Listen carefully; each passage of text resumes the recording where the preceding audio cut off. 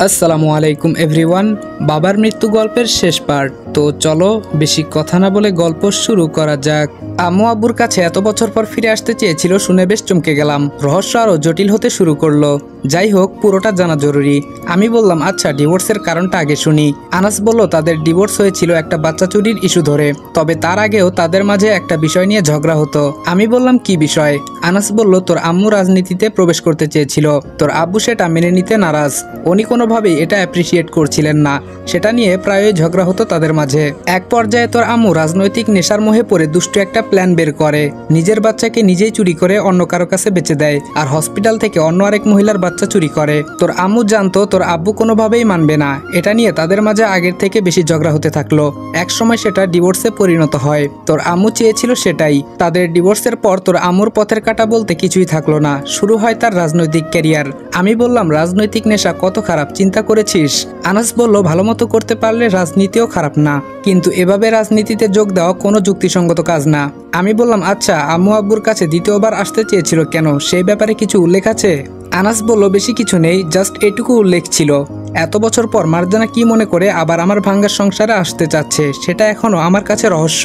সকালবেলা মোবাইলের শোরুমে গেলাম, কিন্তু এই মডেলের সেটের ডিসপ্লে নাকি পাওয়া যেতে সময় লাগবে। আমার নাম্বার দিয়ে এসেছি, যদি পাওয়া যায় যেন ফোন করে। বলেছে 2-1 দিনের মধ্যে নতুন মাল আসবে। সকাল 10টার দিকে বাগানে ঘোরাঘুরি করছি। আব্বুর হাতের বাগান বেশ বড়ই। এক পর্যায়ে ক্লান্ত শরীর নিয়ে বসে পড়লাম একটা টুলের মাঝে। না, বাগানের মাঝে বসার মতো ভালো কোনো পরিবেশ সৃষ্টি করতে হবে। জায়গাটা মন্দ নয় বসার জন্য। হঠাৎ পেছন থেকে কে যেন আমার চোখ দুটো চেপে ধরলো। কে হতে পারে অনুমান করতে পারছি না। আমি জোর করে হাত দুটো ছাড়িয়ে নিলাম। পেছনে তাকিয়ে দেখি মেঘা। একটু দূরে প্রমা দাঁড়িয়ে আছে। আমি বললাম, তুমি? মেঘা বলল, কেন, অন্য কেউ আসার কথা ছিল নাকি? আমি বললাম, তুমি আসবে সেটাও তো কথা ছিল না। মেঘা বলল, সারপ্রাইজ দিলাম। আমি বললাম, কলেজে না গিয়ে এখানে? মেঘা বলল, শুক্রবারেও কলেজ? আমি বললাম, আজকে শুক্রবার? মেঘা বলল, মনে হয়। আমি বললাম, বার কোন দিক দিয়ে আসে যায় একটুও মনে থাকে না। আচ্ছা আজকে শুক্রবার, তাহলে গতকাল আসার কি প্রয়োজন ছিল? মেঘা বলল, সকালে প্রাইভেট ছিল, আর প্রাইভেট পড়েই একদম এখানে। আমি বললাম, তোমার পিছনে গুপ্তচর দেখা যাচ্ছে। প্রমা বলল, এই আমাকে একদম গুপ্তচর বলবেন না। আমি বললাম, তাহলে জাসুস বলি? প্রমা বলল, বেশি হয়ে যাচ্ছে কিন্তু। আমি বললাম, ওয়েট, তোমার সায়েন্টিস্টকে আসতে বলি। প্রমা বলল, এই না না, আমার লজ্জা লাগে। আমি বললাম, ওরে বাবা, তাহলে ম্যাটার ক্লোজ। প্রমা বলল, না, আসতে বলেন। আমি বললাম, ভালো করে সিদ্ধান্ত নাও। প্রমা বলল, নিয়েছি। দুপুরে খাওয়া দাওয়া করে দুজন চলে গেল। আনাস কি যেন একটা কাজে আটকে গেছে, আসতে পারেনি। সময়টা বেশ বোরিং লাগছে। গালিবকে ফোন দেওয়া যাক, পরিস্থিতি কেমন একটু জানা প্রয়োজন। আমি গালিবকে ফোন দিলাম। হ্যালো। গালিব বলল, ঢাকা গিয়ে তো সব ভুলে গিয়েছিস। আমি বললাম, আরে না, ভুলবো কেন? গালিব বলল, তোর প্রতি বিশ্বাস নেই। আচ্ছা, একটা সুখবর আছে। আমি বললাম, কি? গালিব বলল, পরশুদিন ফুপি ঢাকায় যাবেন। সেদিন নাকি ফুপার মৃত্যুর 2 বছর পূর্ণ হবে। আমি বললাম, বাহ, এখন আলগা দরদি হয়েছেন। কার কাছে শুনলি? গালিব বলল, আরে এখন যে পিয়েটা আছে না, তার কাছে জেনেছি। আমি বললাম, ছোট মামির অবস্থা কেমন? গালিব বলল, ভালো না, আজকে সকালে সিঙ্গাপুরের উদ্দেশ্যে রওনা হয়েছে। আমি বললাম, তন্ময় কি করছে? গালিব বলল, সে আগের মতোই। আমি বললাম, পরশু কি তোর ফুপি একা আসবে? গালিব বলল, না, পুরো পরিবার থাকতে পারে। এখন তো নকল মেঘ আছে, সমস্যা কি? আমি বললাম, তাও কথা। গালিব বলল, সেদিন যদি কিছু না করতে পারিস তাহলে আর কখনো সময় পাবি বলে মনে হয় না। আমি বললাম, আচ্ছা পরশুদিন আসতে দে, দেখা যাক সেদিন কি করতে পারি। গালিব বলল, মোবাইলের ডিসপ্লে পাওয়া গেল। এখন একজন দক্ষ মেকানিকের কাছে দিয়ে এসেছি। অনেক পুরনো মোবাইল, আবার অনেক অংশ ভেঙে যাওয়ার ফলে একটু সময় লাগবে। এইদিকে আগামী দিন আম্মু সপরিবারে আসবে এখানে কবর জিয়ারত করতে। তখন যেভাবেই হোক আমাকে সব তথ্য সংগ্রহ করতে হবে। আইডিয়া, এই বুদ্ধিটাই কাজে লাগাতে হবে। আনাস আর আমি এখন থানায় আছি। ওসি সাহেব আনাসের পূর্ব পরিচিত, বেশ খাতির আছে তার সাথে। আমার সাথে ঘটে যাওয়া সবকিছু বললাম। তিনি আমাদের সাহায্য করবে বলে আশ্বাস দিলেন।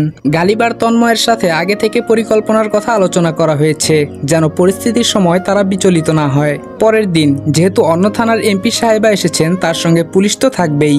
একটু পর গালিব মেসেজ দিল, তোরা কোথায়? আমরা এখন তোদের বাড়িতে আছি, একটু পর চলে যেতে পারি। আমি বললাম, আমরা এসে গেছি, চিন্তা করিস না।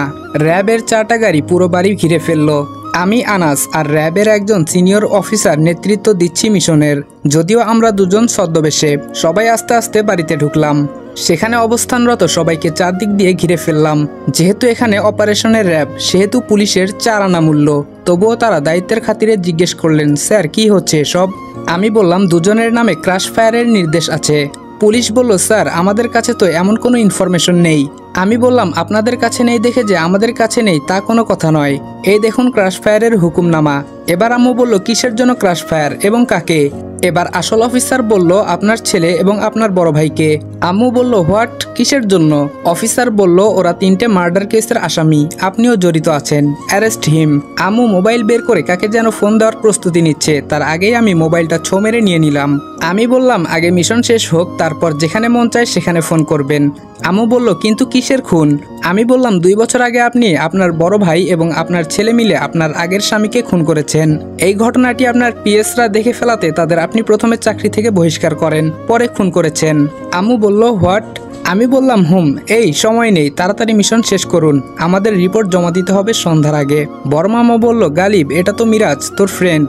গালিব বলল না জেঠু, সে আমার ফ্রেন্ড না, সে র্যাব। সেদিন সে আমার মাথায় পিস্তল ঠুকিয়ে আমাকে বলেছিল সবার সামনে অভিনয় করতে। আনাস বলল এসব হিসাব নিকাশ পরে হবে, আপনার ছেলেকে 2 বছর যাবৎ খুঁজতেছি, আজকে পেলাম। আম্মু বলল আমার ছেলের গায়ে একটুও টাচ করবেন না, সে নির্দোষ। আনাস বলল আমাদের কাছে ইনফরমেশন আছে, অফিসার 3 জনকে নিয়ে চলুন।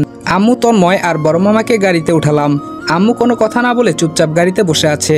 গালিবকে রেখে এসেছি মুন্নিকে ফলো করার জন্য।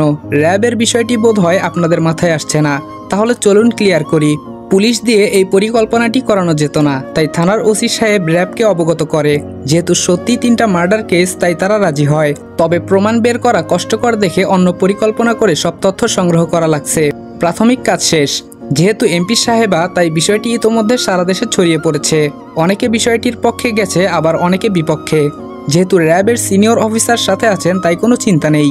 একটা পরিত্যক্ত বিল্ডিং এর ভিতর তাদের নেওয়া হলো। ভিতরে ঢুকে মনে হলো এটাকে এই বাহিনী অনেকবার ব্যবহার করেছে, তাদের মিশনে এটা ব্যবহার করে হয়তো। আমি অফিসারকে পার্সোনালি ডেকে বললাম স্যার, আদালত থেকে তো কোনো নির্দেশ নেইনি, এখন কি হবে? অফিসার বলল সমস্যা নেই, জর্জ সাহেবের সাথে কথা হয়েছে, তিনি বলেছেন প্রাথমিক অবস্থায় সন্দেহভাজন আটক করা যেতে পারে, সমস্যা নেই। চূড়ান্ত কিছু করার জন্য আদালতের নির্দেশের জন্য অপেক্ষা করতে বলা হয়েছে। আমি বললাম স্যার আমার বেশি কিছু লাগবে না, শুধু সত্যি তথ্যগুলো বের করবেন আর আসল আসামিকে শাস্তি দিবেন, সেটা আমি চাই। অফিসার বলল সমস্যা নেই, তোমার ঘটনাটি ইতোমধ্যে সারা দেশে ভাইরাল, সাধারণ জনতা এটিকে সাপোর্ট করছে। তবে রাজনৈতিক নেতারা একটু থমকে গেছে, সাধারণ মানুষের চাপে কিছু বলার সাহস পাচ্ছে না। আমি বললাম স্যার আপনারা যে আমার জন্য এতটুকু করবেন আমি ভাবিনি। অফিসার বলল আরে কি সব বলছেন, এটা আমাদের দায়িত্ব ছিল, আরও আগেই বিষয়টি খতিয়ে দেখা উচিত ছিল। শুধু আপনার বাবা নন, আরও 2টা পরিবার ভুক্তভোগী। আমরা ওদের পরিবারের ঠিকানা সংগ্রহ করেছি, 2 ঘন্টার ভিতরে সঠিক তথ্য আসবে। সোশ্যাল মিডিয়াগুলোতে তোলপাড় শুরু হয়ে গেছে। আমুর থানার লোকজন ইতোমধ্যে মানববন্ধন শুরু করেছে, তবে বাকি অঞ্চলের মানুষের মুখে ভিন্ন কথা। তারা মনে করছে পাপ তো পাপই, সে যেই হোক শাস্তির যোগ্য। আদালত থেকে জরুরিভাবে নির্দেশ আসলো মামলাটি অতি দ্রুত শেষ করার জন্য, সেটির অপেক্ষায় ছিলাম। তন্ময়ের কপাল বরাবর পিস্তল ধরলাম, শেষ ইচ্ছা আছে কোনো? তন্ময় বলল আছে। আমি বললাম কি? তন্ময় বলল আমার আম্মুকে ছেড়ে দিন, উনি নির্দোষ। আমি বললাম তাহলে স্বীকার করছো তুমি 3টে খুন করেছো? তন্ময় বলল হুম।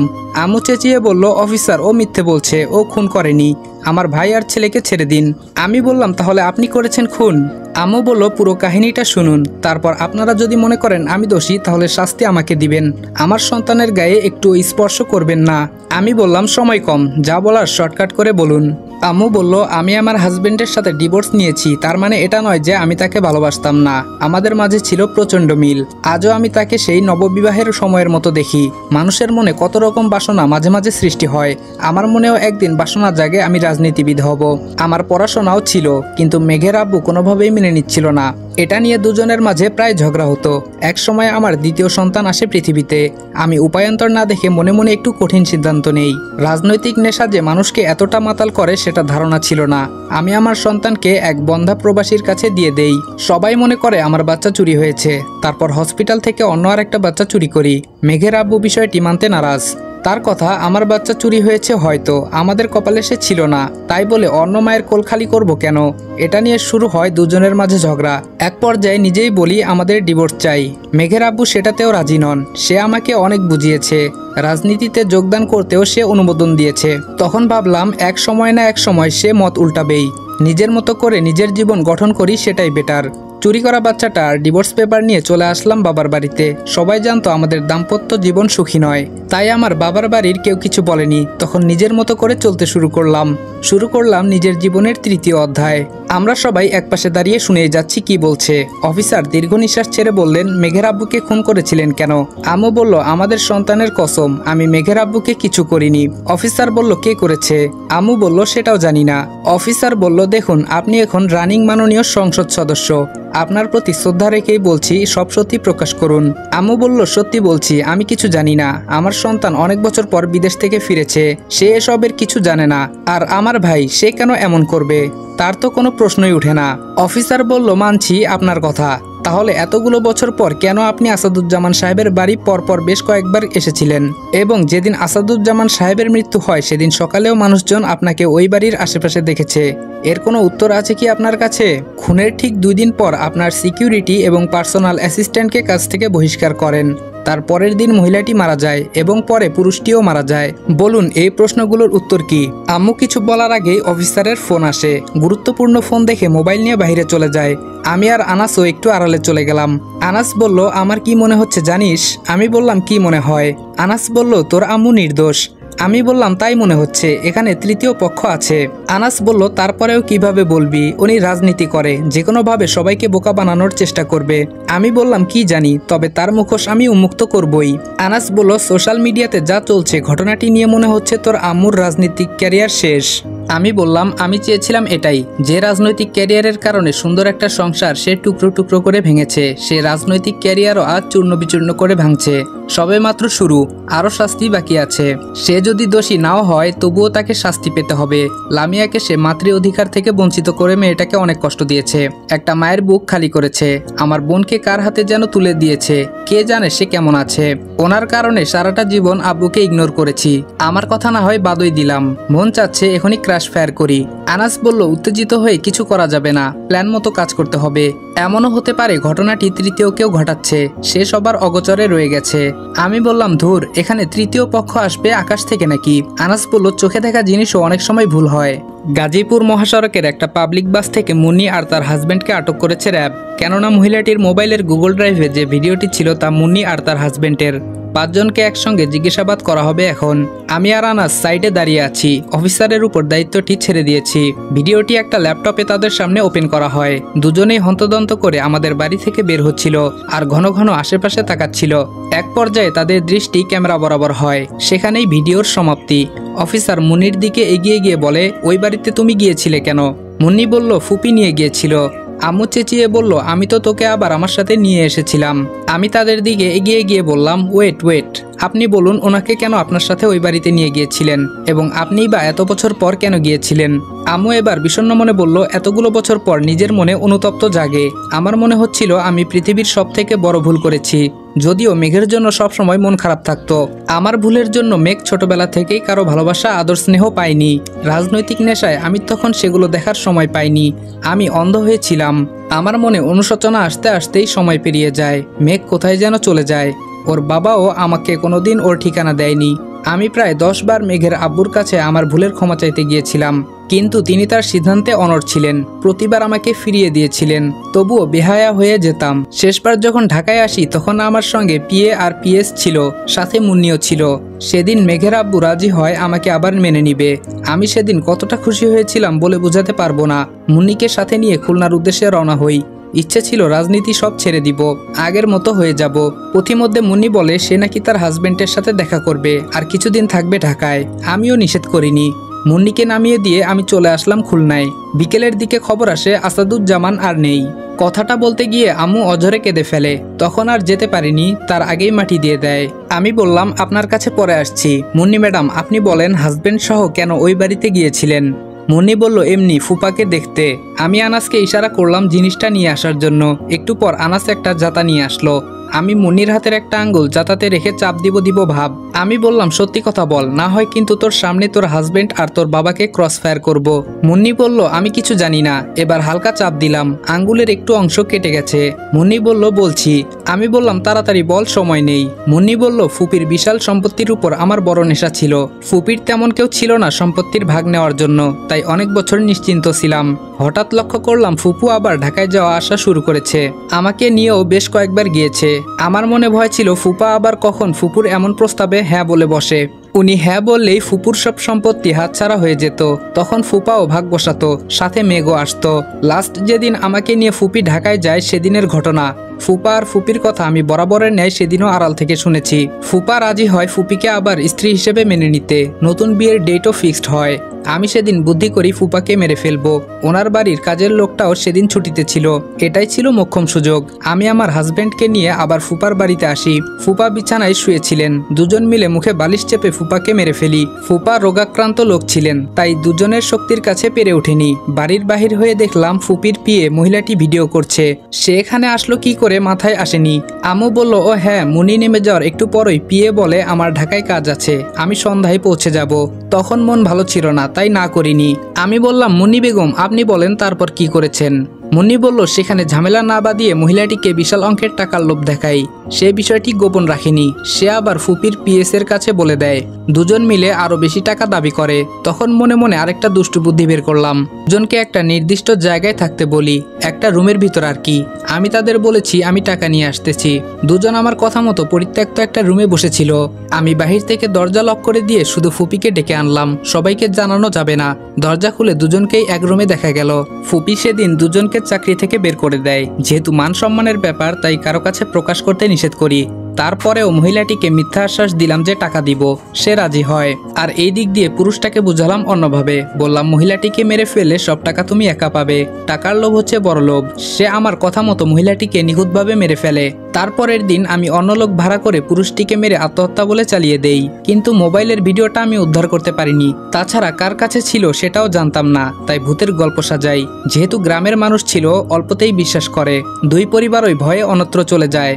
অনেকদিন খোঁজাখুঁজির পর মহিলাটির মোবাইলটা পাওয়া গেল, কিন্তু ভিডিওটি পাওয়া গেল না। কে জানতো সে গুগল ড্রাইভে রেখেছিল। মোবাইলটি তখন দেয়ালের মাঝে ছুঁড়ে মারি, যেন কেউ ভবিষ্যতে এটাকে ব্যবহার করতে না পারে। সেদিন হয়তো ভালোভাবে ভাঙা হয়নি। উপস্থিত সবাই হতভম্ব হয়ে আছি। এই মেয়ে এত কিছু করলো। আমি সেখান থেকে উঠে তন্ময় আর মামার বাঁধন খুলে দিলাম। দুজনকে টোপ হিসেবে রেখেছিলাম। জানতাম এদের ক্রাশ ফায়ার করার কথা বললে আম্মু সব সত্যি কথা বলবে। আমি বললাম, মিস মারজানা বেগম, আপনার শাস্তি কি জানেন? আম্মু চুপ করে রইল। আমি বললাম, বাচ্চা চুরির অপরাধে তো জেলে যাবেন, তার থেকেও বড় শাস্তি হবে নিজের সন্তানকে আপনি এত কাছে পেয়েও স্পর্শ করতে পারবেন না। ও আপনার সন্তান নয়, সে হচ্ছে আপনার চুরি করা সন্তানের ভাই। আমি ছিলাম সেই হতভাগা যার মা তাকে আজও চিনতে পারেনি। আম্মু চোখ বড় বড় করে তাকিয়ে আছে আমার দিকে। আমি বললাম, আর তাকিয়ে থেকে লাভ নেই, আপনার শাস্তি এটাই। বাবা আপনাকে ক্ষমা করলেও আমি কোনোদিন করব না। র্যাবের একজন সদস্যের সাথে একটা তরুণ মেয়ে প্রবেশ করলো। ওর চেহারা আমার চেহারার মতোই।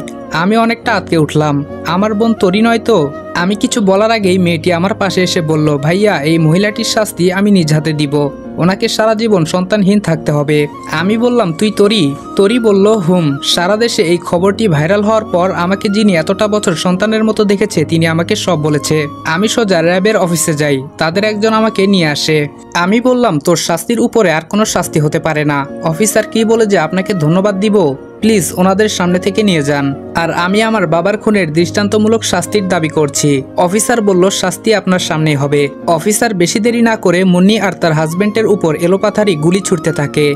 বড় মামা কিছু না বলে সোজা হয়ে দাঁড়িয়ে আছে। কিছু বলার নেই। এই সন্তানের জন্য কান্না করলেও বাবা জাতিকে অসম্মান করা হবে। বেশ কিছুদিন পর মেঘা কান্না করছে আমার সামনে বসে। আমি ডিরেক্ট না করে দিয়েছি তাকে। আমি তাকে বিয়ে করব না। ওর মুখে যা এসেছে তাই বলে কাঁদতে কাঁদতে চলে গেছে। বিয়ের দিন বুড়ো হাজবেন্ড আর মেঘা একটু দূরে দূরে বসে আছে। কাজী সাহেব এসেছে বিয়ের কাজ শেষ করবে। আমি গালিব আনাস দাঁড়িয়ে আছি একটু দূরে। ও হ্যাঁ, আনাস আর প্রমার মধ্যে ইতোমধ্যে প্রেম হয়ে গেছে। আমি বলতে হয়নি, প্রমা নিজেই প্রপোজ করেছিল। বিয়ের কাজ শুরু হবে এমন সময় থানার এসআই সাহেব আসলো, সাথে একজন মহিলা। এসেই তো তোলপাড় কাণ্ড। মহিলাটি বুড়োর কলার চেপে ধরে বলল, আমাকে রেখে আরেকটা বিয়ে করা হচ্ছে? বুড়ো বলল, কে আপনি? পুরো বাড়িতে হইচই পড়ে গেল। এত ভিড়ের মাঝে আমি মেঘার হাতটি ধরে একটু সাইডে নিয়ে আসলাম। মেঘা বলল, তুই এখানে এসেছিস কেন? আমি বললাম, বিয়ের শুভেচ্ছা জানাতে ভুলে গিয়েছিলাম। মেঘা বলল, শুভেচ্ছা জানানো হলে চোখের সামনে থেকে বিদায় হ। আমি বললাম, হব, তবে একা নয়, প্রেয়সীকে সঙ্গে নিয়ে। মেঘা বলল, তোর সাথে গেলে তো তুই একটা চিটার। আমি বললাম, এত প্ল্যান করলাম তারপরেও আমি চিটার? মেঘা বলল, তার মানে প্যাচটা তুই লাগিয়েছিস? আমি বললাম আমার মাথায় এত বুদ্ধি নেই, আমার সারা শরীরে শুধু বদমেজাজ, এই বুদ্ধি হিটলার আনাসের, চলো বেশি কথা না বলে, সময় নেই। মেঘা বলল আর কখনো ছেড়ে যাবি না তো? আমি বললাম আমি আগে কখনো ছাড়িনি, ছাড়বও না। মেঘা বলল একটা শর্তে তোর সাথে যাব। আমি বললাম আবার কি? মেঘা বলল আমার শাশুড়ি আম্মাকে জেল থেকে বের করে আমাদের সাথে রাখতে হবে। আমি বললাম ওনার পাপের শাস্তি অন্তত পেতে দাও। মেঘা বলল তাহলে যেদিন ওনার শাস্তি শেষ হবে আমি সেদিন যাব। আমি বললাম ওফ আচ্ছা ঠিক আছে চলো। 6 মাস পর বিকেলবেলা বাগানে বসেছিলাম, হঠাৎ আকাশে মেঘ জমতে শুরু করলো। একটু পরেই শুরু হলো মুষলধারে বৃষ্টি। আমি দৌড়ে বাড়িতে গেলাম, সারা বাড়ি খুঁজে মেঘাকে কোথাও পেলাম না। দৌড়ে ছাদে গিয়ে দেখলাম সে দুহাত প্রসারিত করে বৃষ্টির পানি স্পর্শ করছে। হঠাৎ মনে হলো সেদিনের স্বপ্নের কথা। আনাস এই স্বপ্নের ব্যাখ্যা দেশ বিদেশের অনেক অভিজ্ঞ জ্ঞানীদের মতামত নিয়ে বের করেছিল। মেঘ, মেঘা ও আকাশের মেঘ তিনটা যেদিন প্রথম একসাথে হবে সেদিন হবে মেঘ মিলন। তার স্মৃতিস্বরূপ হয়তো কোনো খুশির সংবাদ আসবে, না হয় কোনো দুঃখের সংবাদ আসবে। আমি এই ব্যাখ্যাটি মানিনি, তবুও বাড়ির ছাদের দেয়াল ভেঙে নতুন করে মেরামত করেছি, 8 ফিট উঁচু করেছি। আমার মনে হচ্ছে সেদিনের স্বপ্নটা বাস্তব দেখছি। কেন যেন মনে হচ্ছে আমার দক্ষিণ পাশের দেয়ালটা ভাঙা। মানুষ যখন কোনো কিছু নিয়ে বেশি চিন্তা করে সেটা তার মাঝে মাঝে বাস্তব মনে হয়। মেঘাকে দেখলাম উপরের দিকে তাকিয়ে 2 হাত প্রসারিত করে ছাদের সেই ভাঙা অংশের দিকে যাচ্ছে। আমি মেঘা বলে দৌড়ে গেলাম তার কাছে। সে আবার আমাকে আসতে দেখে ভাঙা অংশের দিকে দৌড় দিল। আমি মেঘা বলে চিৎকার দিয়ে আবার ঘুম থেকে উঠলাম। আমার চিৎকার শুনে মেঘাও হন্তদন্ত করে উঠে লাইট জ্বালালো। আমি এক বোতল পানি ঢকঢক করে খেয়ে ফেললাম। বোতলটা ছুঁড়ে মেরে মেঘাকে জাপটে ধরলাম। আমার পুরো শরীর কাঁপছে ভয়ে। মেঘার পুরো শরীরে স্পর্শ করছি। হ্যাঁ এটাই তো আমার মেঘা। মেঘা বলল কি হয়েছে? আমি বললাম আমার মাথা ছুঁয়ে ওয়াদা করো। মেঘা বলল কিসের? আমি বললাম জীবনে কোনোদিন বৃষ্টিতে ভিজবে না। মেঘা বলল কেন? আমি মেঘাকে সব বললাম। মেঘা বলল ঠিক আছে পাগল, কখনো বৃষ্টিতে ভিজতে ছাদে যাব না। আমি বললাম কোথাও গিয়েও ভিজবে না। মেঘা বলল ঠিক আছে, এখন এদিকে আসো, আমি ঘুম পাড়িয়ে দিচ্ছি। আমি বাধ্য ছেলের মতো মেঘার বুকে মাথা রেখে ঘুমিয়ে যাওয়ার প্রস্তুতি নিচ্ছি। মেঘা বলল এই শুনছো? আমি বললাম কি? মেঘা বলল বাহিরে বৃষ্টি হচ্ছে। সত্যি সত্যি বাহিরে বৃষ্টি হচ্ছে। আমি মেঘাকে শক্ত করে আমার বুকের সাথে মিশিয়ে ধরলাম। মেঘা বলল আরে আমি যাব না তো কোথাও। আমি বললাম বিশ্বাস করতে পারছি না। মেঘা বলল মেঘ আর মেঘা যদি মেঘ মিলন ভয় পায় তাহলে বাকিরা কি করবে? আমি বললাম বেশি কথা বললে এখন কিন্তু বেঁধে রাখবো। মেঘা বলল আহারে ভালোবাসা।